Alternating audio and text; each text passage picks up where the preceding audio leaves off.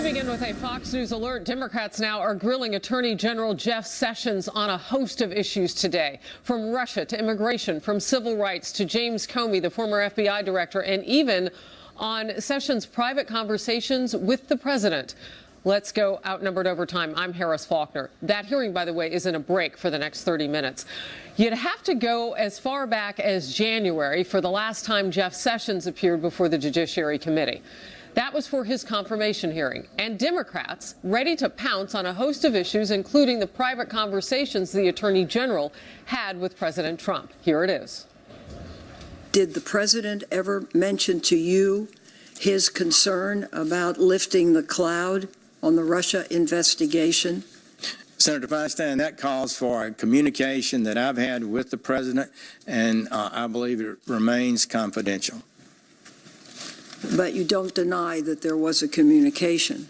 I do not confirm or deny the existence of any communication between the president that I consider to be confidential. Whew, and that's about as mellow as it got. Chief Intelligence Correspondent Catherine Herridge is joining us now, watching all this on the Hill. She joins us live for the latest. And I tell you, that exchange between Al Franken of Minnesota and Sessions, woohoo, hot. Well, they really covered the waterfront at the hearing today, Harris, and Republicans and Democrats really wanted answers about the Attorney General's conversations and what role he played in the firing of the former FBI Director James Comey. And the Attorney General said that he had to keep those conversations with the president confidential for reasons of executive privilege that he said had been relied upon by both Republicans and also Democrats.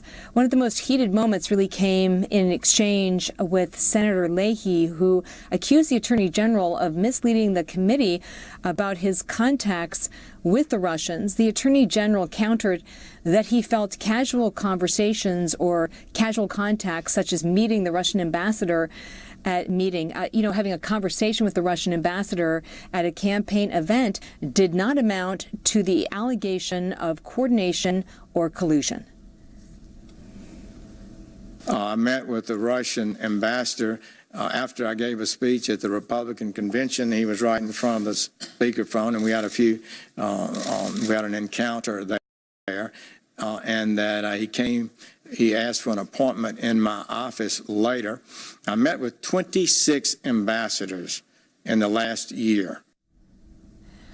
One of the allegations at the hearing today is that in his testimony, the Attorney General in the confirmation hearing in January was kind of moved the goalposts, if you will. He said, I had no contact with the Russians, and then later qualified it to say I had some discussions, but we didn't talk about the campaign, to I didn't have discussions about interference. The Attorney General pushed back very hard against those accusations, saying that when Senator Franken asked him about the issue, he was relying on a CNN report that had just crossed that morning, and bluntly, Sessions really had no knowledge of the report. So let's listen to another exchange. Since you have qualified your denial to say that you did not, quote, discuss issues of the campaign with Russians, what, in your view, constitutes issues of the campaign? Let me just say this without hesitation, that I conducted no improper discussions with Russians at any time regarding a campaign or any other item facing this country. Aside from the hearing before the Senate Judiciary Committee, there was another key development over at the House Intelligence Committee. Two members of this opposition research firm, Fusion GPS, this is the firm that commissioned the anti-Trump unverified dossier that really kickstarted the FBI Russia probe last year. They went before the committee in a closed classified session, and they took the fifth to every question they were asked about the dossier. The committee has tried to understand who bankrolled the dossier, who were the underlying sources, for the information, the allegations against then candidate Trump. And what was the relationship with the FBI? Was the FBI aware that Fusion GPS was also doing other opposition research specifically for Russian-aligned groups that were trying to repeal these sanctions called the Magnitsky Act? So key developments on Fusion GPS and the Trump dossier, as well as the Attorney General here on the Senate side, Harris. Yeah, you know, Catherine, a lot of times we say these things are a repeat of what we've seen before, but there was some news made today, both from what you're just talking about separately with Fusion GPS and then this hearing that we've been watching play out live with Jeff Sessions in the center seat all morning long. Appreciate your reporting. Thank you very much. You're welcome. For more now, let's bring in my first guest today, someone who has testified numerous times before the Judiciary Committee during his time as the number 2 person at the Justice Department under President George H.W. Bush. Let's welcome former Deputy Attorney General George Terwilliger, and thank you very much for being with us. First of all, as I was just mentioning, sometimes with these things you don't expect them to make news, but we are seeing some at least fiery moments and some news points. I want to ask you what stood out from the testimony so far today. Well, the thing that stood out to me, Harris, is what a good opportunity for Americans to see both how the oversight process works and what their Attorney General is really like. I think anyone who's known Attorney General Sessions for a long time here in Washington knows him to be among the most genuine people, both when he was in the Senate and now. And I think that's coming through. Yes, there's part political theater to this. There's hard questions. There's legitimate disagreements about policy issues. But I thought the tone, although hot, as you put it, at times, was very genuine. Yeah, you know, I want to ask you about this because it is important, and I would imagine, having worked for the Office of the Judiciary, it is important for there to be those times where you have to be tough and you've got to fight back. We're seeing that fight with AG Sessions today. At what points do you think he needs to come strong? Do you think he's strong enough at this point? And what's at stake for him? Well, I mean, I'm not so sure really that it's a question of coming on strong. It's a question of being resolute about the policy issues that are important to him, to the Department of Justice, and to this administration. And certainly there are senators, perhaps of both political parties, that will disagree with some of that.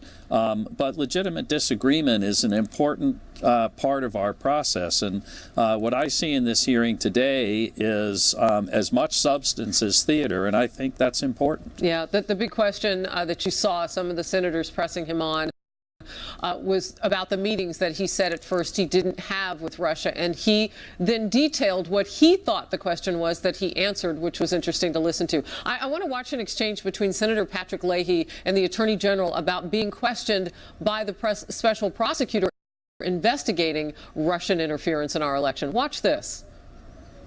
Have you been interviewed or been requested to be interviewed by the special counsel, either in connection with Director Comey's firing, the Russian investigation, or your own contact with Russian officials? Well, I'd be pleased to answer that. I'm not sure I should without clearing that with a special counsel. What do you think? I'm just have you been interviewed by them? No. You haven't been interviewed by the special counsel in any way, shape, or manner? The answer is no. Well, that was an odd moment, Mr. Terwilliger. What really are we looking at there, and what was the struggle about answering that question? Well, I think what we're looking at is exactly what we were talking about a moment ago, Harris. That is part theater, part politics, part substance. I mean, certainly there's a lot of interest on the part of the Democrats in the so-called Russia investigation. But there's also a legitimate question, I guess, to be asked whether or not Attorney General Sessions has had involvement in that investigation. Senator Leahy, who I've known for a long time, is a former prosecutor himself. He knows how to ask a question. He asked it, and he got his answer. Maybe not the one he was expecting, but he got an answer. You know, there was some discussion last hour on Outnumbered's couch, and I brought up the issue of whether it would be a good idea for the Attorney General to have personal counsel with him. What are your thoughts on that? I mean, you keep mentioning politics, and all of America knows that permeates everything. But this also has to speak to the issue of the future for Jeff Sessions, and would he be well served by having his own counsel? I'm not in a position to answer that question. I mean, I think anytime somebody gets involved in an investigation, even just as a witness, somebody who observed or heard or saw things, it's always a good idea. You're in the legal system. You should have advice. But to have it at a hearing like this, I'd be very surprised if that was either appropriate or necessary in the Attorney General's judgment. But, you know, that would be a judgment for him to make. Deputy Attorney General George Terwilliger under George H.W. Bush, a man with a lot of experience, joining us today. We appreciate your time, sir. Thank you. Thank you for having me. Absolutely. We have much more ahead on Attorney General Jeff Sessions' testimony. How is he now defending his role in President Trump's firing of FBI Director James Comey, pointing to the error in Comey's handling of the Hillary Clinton email investigation? We'll get reaction to all of this from Judge Napolitano. Stay close. I have your letter dated May 9th to the president. Specifically, what was your designated role in the decision to fire Director Comey? Since you have qualified your denial to say that you did not, quote, discuss issues of the campaign with Russians, what, in your view, constitutes issues of the campaign? Let me just say this without hesitation, that I conducted no improper discussions with Russians at any time regarding a campaign or any other item facing this country. And then it got pretty chippy, as we say in hockey, from there. Fox News senior judicial analyst Judge Andrew Napolitano. We have some other sections of that we could show, that it was a back and forth that you and I watched live last hour on Outnumbered. Yes. And you said, look, this is not the man I know. I know General Sessions to be a lot more intellectually honest and forthright than he appeared today. He appeared defensive, and he appeared as though he didn't want to be there. I know it's an unpleasant experience to be there, and he quibbled with the questioner. General, just answer the question. Just be honest and answer the question and let them go on to the next. A lot of the questions are not designed to elicit the truth. They're designed to trap him, to make him look bad, or to play to the audience back home, which Senator Franken is brilliant at doing. So you saw me just moments ago talking to Mr. Terwilliger about the fact that, you know, politics seep into all this. But at the end of the day, this is about the future of Attorney General Jeff Sessions, his ability to lead an entire agency, if you will. And so the fight back here has to be strong. But what you're saying is a nuance on that.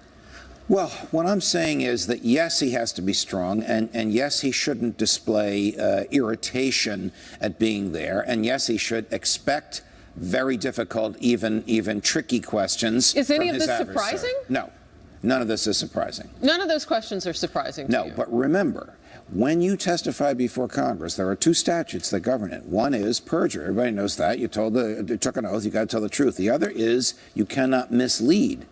Question: can you mislead Congress with a truthful answer? Answer: yes. So if the truthful answer could give the wrong impression, you have a duty to explain your own answer. They need to give him the time to do that, and certainly he's aware of it. Well, look, they went back and forth for quite some time about the time in order for Mr. Sessions effectively and fairly to be able to answer. I mean, sometimes there were like 9 parts to some of the questions that were coming out. Well, again, this is not a courtroom in front of a jury where you're trying to get data, intelligence from the witness. Each of these senators has a different motive. The Republicans just might want to throw him some softballs. The Democrats might want to do some of Bob Mueller's work for him. Well, Ben Sasse wanted him to come and talk with his group in his state of Nebraska. Correct. The Republicans want to defend President Trump. The Democrats want to make Trump's life more difficult. So you just have to put up with this as the Attorney General. It's just part of your job. So at the bottom line, you know, the American public public's watching this and they're seeing some things that they've seen before. They're seeing Attorney General Sessions better defend his comments previously on whom he met with and so on and so forth. And all of that is good information because you get to learn maybe a few new things there. But the bottom line of this is about protecting America. We just want to get to the point where we agree or don't agree that the Russians would like to bust up our democracy. They don't care who's in the White House. I don't know of anybody that really could challenge what you just said. Republicans, Democrats, liberals, conservatives, progressive, libertarians, everybody knows that the Russians were way too close on this campaign. This last campaign. The question is, simply, did any Americans help them? That's what Bob Mueller is trying to find out. And B, how do we prevent it from happening again? Correct. And you heard Attorney Correct. General Sessions say, I don't know that what we're doing right now is helping that situation along. Right. Right now, all you're doing, guys, is making my morning and my lunchtime miserable. We're not really moving the ball in any direction. All right. In a few minutes, this hearing is going to continue in front of the Senate Judiciary Committee. And Sessions is going to sit in that hot seat again, and he's going to go for however long he does. And you said what about this afternoon? Well, I don't know where it's going to go, but they're probably going to grill him some more about Jim Comey, and he's just got to think before he answer completely, and make sure they understand his answers. All right. Judge, thank you. You're welcome. Appreciate it. This was anytime. a hot topic today, and I'm glad you could come back. President Trump has wrapped up a meeting with the Senate Finance Committee. They were talking tax reform and health care, and we're going to hear from one of the members on that committee. Senator Tim Scott of South Carolina will join me next. I'll ask him what the president said today on taxes and health care. Stay close. Congress must find a solution to the Obamacare mess instead of providing bailouts to insurance companies. Our tax plan will ensure that companies stay in America, grow in America, and hire in America. NFL headquarters here in New York City is what's on the left side of your screen there. We're expecting NFL Commissioner Roger Goodell to step up to the microphones. And the big issue now, on the heels of the NFL saying that it would not force players to stand during the national anthem, what will that look like going forth? And they've had an owners meeting today. What are those owners saying to the NFL Commissioner? What is that conversation like with players feeling one way and the president weighing in on this issue, too? We'll watch it. We'll bring it to you live as soon as it happens from NFL headquarters here in New York City. Well, another Fox News alert for you. President Trump just wrapped up a meeting with senators on the Finance Committee, including my next guest, Senator Tim Scott of South Carolina. They were talking tax reform ahead of a critical vote this week on the budget, a resolution that is necessary to then get tax reform done. This is a once-in-a-lifetime opportunity, in my opinion. This is something that will be really unique. The timing is right. We're going to restore America's competitive edge, rebuild America's middle class, very much aimed at the middle class, and renew the promise of the American dream. Trump also tweeted this: the Democrats will only vote for tax increases. Hopefully all Senate Republicans will vote for the largest tax cuts in U.S. history. That from the President of the United States this morning. Now let's bring in South Carolina Senator Tim Scott, a member of the Finance Committee and the Help Committee. Sir, great to have you on the program. Thank you, Harris. Just met with the President, and we've heard the President talk this week on tax cuts and reform to the American people. Anything new coming out of the meeting that you just left? I think the key for the meeting that we just left was, number one, the president was very clear that he wanted to produce a middle-class miracle for hardworking Americans, and he would love to do it in a bipartisan fashion, but we are ready to go it alone. The focus of this tax reform package is centered on how do we make sure that everyday Americans get to keep more of their money in their paychecks, and that means reducing their taxes. So the focus was very clear. We're hopeful that there will be a bipartisan opportunity, but we are prepared to make sure that we deliver to the American people the ability to keep more of their paychecks, every single paycheck. Yeah, I can almost hear the cheering from the middle class and really everybody in every income level, because when you look at middle class and small businesses, those are the people who are working at those small businesses that keep creating jobs. You say a middle class miracle. Can I ask you, why does it take a miracle to help the groups of people that both sides on the political party landscape say that they want to help? Well, it certainly should not, but the reality of it is, if you look at the last time we had an opportunity to do tax reform and got it done, it was 1986. So when you're more than 30 years later, it would be a miracle for us to get that accomplished if we're going to do it in a bipartisan fashion. What would not take a miracle is for 50 of us as Republicans to vote for a bill and get it across to the president's desk so that he can sign into law these cuts that will help inspire and encourage growth and innovation in our economy in ways that we have not seen in a generation. What would take a miracle is for us to do that in a bipartisan fashion, which should be a part of our goal. Yeah, President Trump this morning talked with our morning host, Brian Kilmeade, about getting Democrats on board. Let's watch that, and then I want to get your reaction. Sure. The problem is we have no Democrats. We have absolutely no Democrat votes. Have you tried? Yeah, we've tried. They're in a block. They have 48 votes, and all they want to do is obstruct. Now, I think we'll have Democrats if we get through the budget. You know, we have to get through the budget first. If we get through the budget, we have the taxes. I think we're going to have some Democrats, especially in states where I did very well.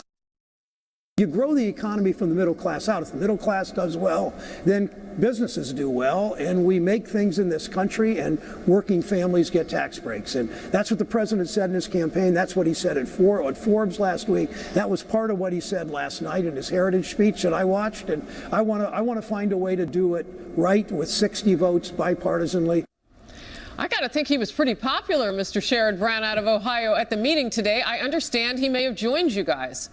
He was there, and he was very clear on what he thought was necessary for us to move the ball forward. The reality of it is that the Democrats will be obstructionists if, in fact, they are not willing to allow us to move forward in a bipartisan fashion. The onus is on them to come to the table. We have opened the door. The door is wide open. We want to make sure that the focus is not on folks on the left or folks on the right, folks up or down. This is our opportunity to focus straight and center on the American people who are working every single day, and for the vast majority, they have not seen the economic recovery come to their home in the form of a pay increase. So this is a chance for us to reduce their taxes, increase their take-home pay by focusing specifically on those things that will help that happen. Yeah, I want to move on to health care now, and I want to point this out because people may not know it, Senator, but you and the president have met many times, and you have talked about bridging different types of divides.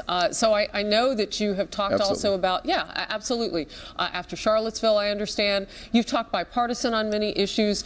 As we reach health care, we saw Senators Lamar Alexander and Patty Murray, a Democrat, a centrist she's been called, reach a deal on a bill, if you will. Some Republicans say they don't like it. Democrats say they don't like it. How do you bridge the divide and get the president's vision of having some sort of replacement repeal for Obamacare, potentially by spring 18? I think the fast track to get there, the president and both Republicans and Democrats all want to find a way to stabilize the individual market. This is where a lot of the pain and suffering for the everyday American who is either self-employed or an individual not covered by a group policy. There are about 20 million folks in that market. That market is challenged because there's no group affiliation or association. So the president's executive order that provided opportunities for folks to be a part of an association plan, even as individual employers or self-employed individuals, actually moves the ball down the field significantly. The opportunity for us to stabilize the market and not have an insurance bailout is a second tier, and that's the legislation that's being worked on by Lamar Alexander and Senator Murray. I'm hopeful that they will move the ball forward enough, i.e. allow for more flexibility for states. By doing so, those CSRs that we've heard a lot of talk about in the news, we could get those done for 2 years if we're able to provide more conservative solutions, which means flexibility, catastrophic plans, more waivers for states to be innovative and creative in the space of health care so as to make sure that the average person can afford a policy with the coverage they want and not pay for the coverage they simply do not need. All right, before I let you go, I want to talk one more question about tax reform because it's hitting me now as we're watching the Dow. I mean, Wall Street is reacting to the idea that tax reform really could happen by the end of the year, so analysts are telling me. And if that's the case, north of 23,000 on the Dow, I mean, look at this number. It's unbelievable, right? But here's the thing. Is it postured by, okay, we're going to get some policy, and if and when that policy doesn't happen, what will it look like? That is the concern. So how do you get there on tax reform? I'm looking at the list of the Finance Committee. You've got people like Senator Claire McCaskill. You had some Democrats outside of Sherrod Brown who were at this meeting today. What are you hearing from them that you think, okay, we can come together? Well, a couple of things. Number one, the focus on the middle class is left and right. That's good news. Second, looking for a way to make sure that we understand and appreciate the dynamic nature of our economy so that you can include that as a part of the analysis on how you grow the economy to create the future jobs here in America. If we can stay on that page where we can have both Republicans and Democrats having that conversation, we have reasons to be optimistic. But let's not forget the fact that the goal is not for us to have a Republican solution or even a bipartisan solution. We need American solutions for people who have not seen a raise in a decade. Wow. That's our goal, and we need to remain focused on that. No, it is so true. I bet it makes you sometimes want to walk across the hall and bang on a door. It's frustrating at times, without any question. All right. Tim Scott, Senator from South Carolina, thank you, sir. Thank Hope you. You'll come back. Thank you, Harris. All right.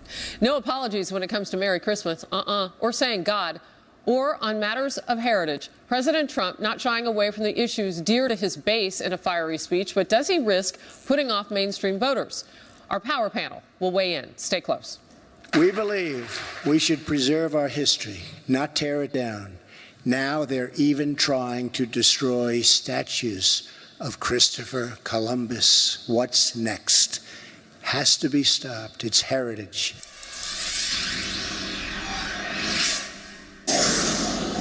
Today is the day that we will find out what the commissioner of the NFL, Roger Goodell, plans to do about players who are protesting in the NFL by kneeling during the national anthem. At first, he said they could kneel and didn't have to stand. And then it came out that the policy would be that they would have to stand, or rather would not have to stand during the national anthem. So we have gone back and forth from standing, kneeling, and now the commissioner is getting ready to tell us what's just happened after a meeting with 11 team owners, 13 of those NFL players who have protested during the national anthem, NFL's Players Association, and officials from around the NFL. So it will be interesting to see where he lands on this and the context and the tone and the tenor of those meetings that he's been having, culminating with this NFL headquarters meeting here in New York on Park Avenue with those people I just listed. As he steps up to the microphone there, we will take you to him live, Roger Goodell at the NFL headquarters. But we move on now.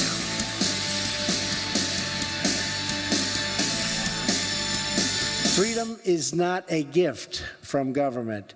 Freedom is a gift from God. We're here tonight to rededicate ourselves to the defense of our God-given rights. We should preserve our history, not tear it down.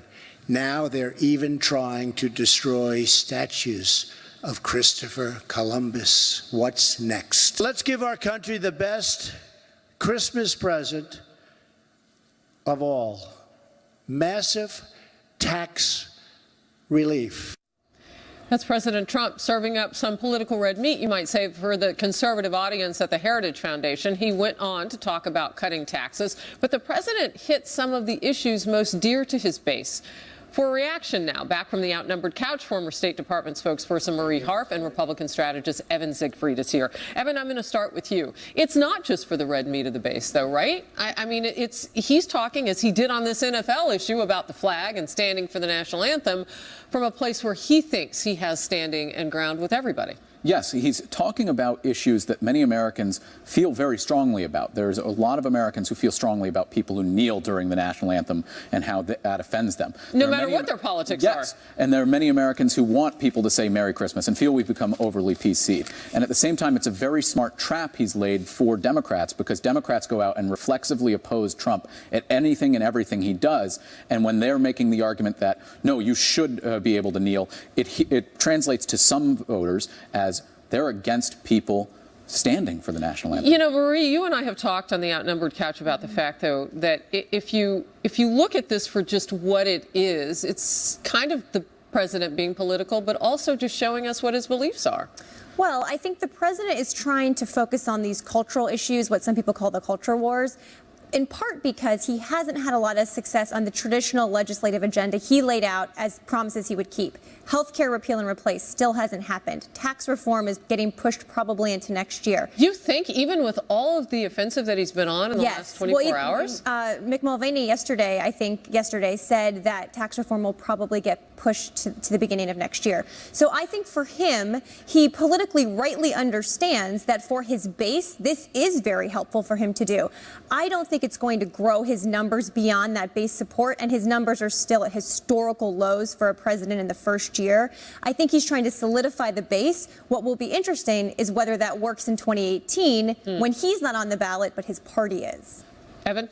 Well, I think Marie's talking about that the president's trying to shore up his base, but there are a lot of people who are dissatisfied with the president, and when they go out and they defend people doing things that are offensive to many Americans, or when Democrats defend that it does not offer an alternative. Democrats haven't come out with a message, and their message is, no, you can kneel for the national anthem. No, you shouldn't say Merry Christmas. It goes, and that freedom might not even be a God-given right.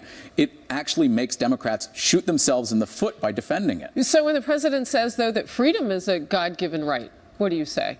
I mean, that's not just red meat to the base. That's pretty much a fact at this point. I think that every man strives to be born. And woman. And woman, obviously. Thank you, Harris. But this is language. I mean, the president... I saw you nodding, though, when Evan was talking. What were you finding as an agreement point? So what I agree with is that the Democrats need a positive message and a positive agenda. It can't just be anti-Trump. Didn't work in 2016. It's not going to work next year, and it's certainly not going to work in 2020.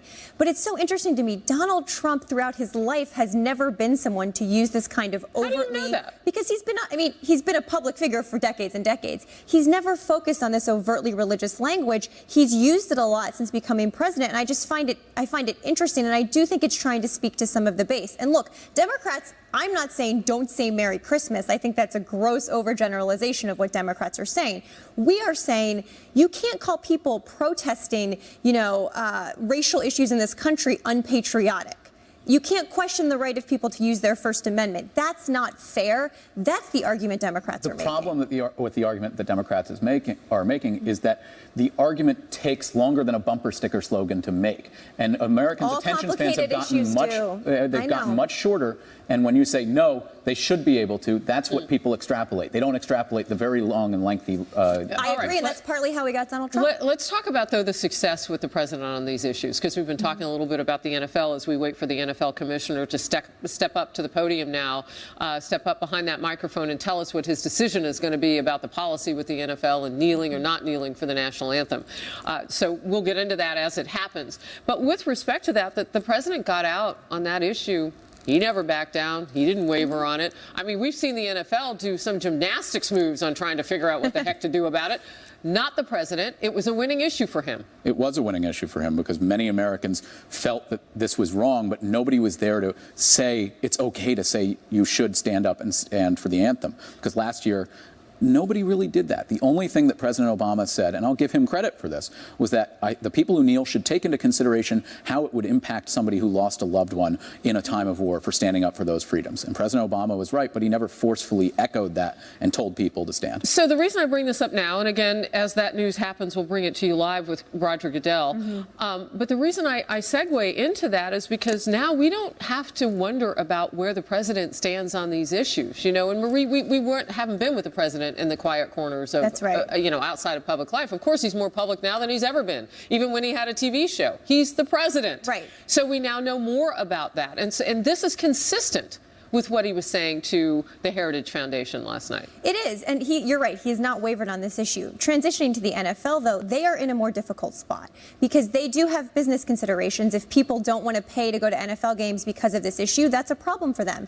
But they also do have to take into account that a lot of their players now, not just Colin Kaepernick, but a number of players believe this is an important issue. They should find ways to talk about it, and they should be able to deal with it as a unit, as the NFL, as teams. They're in a tough place here. All right, with the president talking to his base about these issues of freedom and religion and Merry Christmas and all of that, Evan, you point out that, well, then what is the counterpoint? It's got to be good ideas from Democrats, because if they posture themselves anti any of that, they're in trouble. That's what I heard you saying. We are actually going to bring in a former NFL player to talk with us about this. He's on board for today as this is happening, and they're adjusting the cameras, which sometimes can indicate that we're moments away. So we're going to take a quick break. The NFL commissioner, our power panel, and a former NFL player set to sit down and join us here, world champion. Okay, and we'll talk about this issue even deeper. Stay close. In fact, we were just getting word we are inside of a 5-minute warning now from NFL Commissioner Roger Goodell, who's expected to speak after the league's decision to allow players to keep kneeling during the national anthem without penalty. President Trump tweeted the NFL has decided that it will not force players to stand for the playing of our national anthem. Total disrespect for our country! Exclamation point. Bringing back our power panel, Evan Siegfried, and again back from the couch on Outnumbered, Marie Harf. Also joining the conversation, former NFL Super Bowl champion Burgess Owens is here. Burgess, great to meet you for the first time and to talk to you, sir. I know that you have some strong views, including your decision about whether these players should kneel or not. What is it? I'm a very patriotic, very proud American with a history of proud Americans, black Americans, and it comes down to this. We owe it to our next generation to give them hope. And every time we stand against the flag or not stand for the opportunities, we give those kids a looking at the indication that they might not have the chances that we have. So I believe it's very simple: man up, stand up. Let's stand for our flag. Let's take care of all these issues we have. There's a lot of issues. But these issues are not just happening all of a sudden. It's been happening for quite a while, and I think we need to address it as Americans, to pull back the cover of what's going on in the black community for quite a while now. For people who have not heard you talk about it, you have said it is time to change the conversation between white and black Americans. What do you mean? Very simply this: we've been listening to the leftists, the Marxists, for too long. For the millions of conservative black Americans like myself, and for the generations that have passed, I say very simply, we do not look for your pity. We don't want your pity. It's an insult to pity the black race. What we need for Americans to do is very simply this: stand against the democratic Marxists who've had the boots of their boots on the neck of black Americans for too long. If you want the race to really grow and prosper, let's look at the messaging that's been going on for too long in the black community. Those that are actually telling our kids that they should grow up being anti-American, anti-white, anti-family, everything that's going on that's been messages by the leftists at this point. We fight against that. We win this fight, and we can move forward. Well, and I want to bring this back to football, because I've heard you say that the two go hand in hand. You say that the people who are doing the protesting and all of this need to simply do one thing, and that is win at the game that they've asked all of us to pay to watch. That, and at the end of the day, it comes down to this. They're entertainers. There's two parts of this. First of all, they have young men that have been brought up in this environment in which they've been trained for 15 years that this country is not for them, but yet they're succeeding. We need to address those issues that they're seeing and they're feeling, because it is there. On the other side, we have a company that will not set the parameters for their football players the as NFL. they do with the people in their corporate office. Exactly. Yeah. And it's an indication NFL has been pushing the leftist agenda for too long. It's not the days of Al Davis and Vince Lombardi's. It's now a political tool of Democrats, and that's why this whole thing started last year, and they didn't put an end to it from the very beginning. So we need to understand, again, if they want to keep their brand, they need to get back to playing football, staying focused, get out of politics, and let Americans help this black community the way we should. And it is getting these leftists understand what they're trying to do and get them out of the way. Well, one thing is for sure, we haven't even talked about why they're kneeling anymore, because we've been so focused on what the NFL was going to do and the actual kneeling or not kneeling. Evan Siegfried is alongside with me, along with Marie Harf. I'm going to let them get in on this conversation. Evan? Well, I think that the NFL Commissioner Goodell has not handled this situation well. And you can talk directly to Mr. Owens. And Burgess, do you think that a lot of owners are not wanting to punish their players because it would negatively impact their team and the desire of other players to go into those teams in the future, say with free agency? It's a tail wagging the dog. Personally, I think they got caught up in the political process, and now they just don't know how to get out of it. If they were to treat their players the way they treat the employees at the corporate office, realize that these are grown men. They understand the rules, they understand parameters. If you set the parameters, if they want to get fined, and to go for it. but at least let people know what is in and what's out. And at this point, Americans are just sick and tired of watching a league that we paid big dollars for not understand how to control their own brand. So, yes, if they want to win, by the way, if they want to win the big game, they need to pull these guys together and pull the harmony that they are working together for win game after game, not demonstrating against our flag. Marie? What I wonder is if there's a middle ground here for the NFL, right? And Burgess, I'd love to get your thoughts on this. Is there a way that they could say, we will raise awareness of these issues that you are protesting, that these are real issues, that they're important and we should talk about them? But if they put in place a process to do that and then the players say, okay, you've listened to us, you've heard us, that's what we were asking, we'll stand. Is that possible? I tell you, we need to really kind of look at who the target is. I understand the NFL is a place where 70% right now of black players, they're millionaires. They're being paid very well. They have a platform.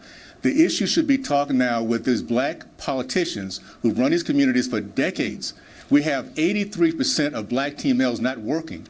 We have crime going through the roof. 6% of black males, but there's 40% of the violent crime. I can go through a litany of success, failure. Illiteracy. 75% of black boys in the state of California cannot meet reading standards. Why are we not talking about these things? And why are we not talking to the people that are responsible? These leftist, Marxist Democrats who use misery as a policy, as a strategy. They want to get elected, so they keep people dependent and angry and fighting against everybody else. So that's our fight, guys. It's not the NFL. NFL, unfortunately, is being used as a tool in this case here, but it's the black politicians we need to be talking about and those who control them, actually, the white Marxists. We are awaiting Roger Goodell at the NFL headquarters in New York. Stay close.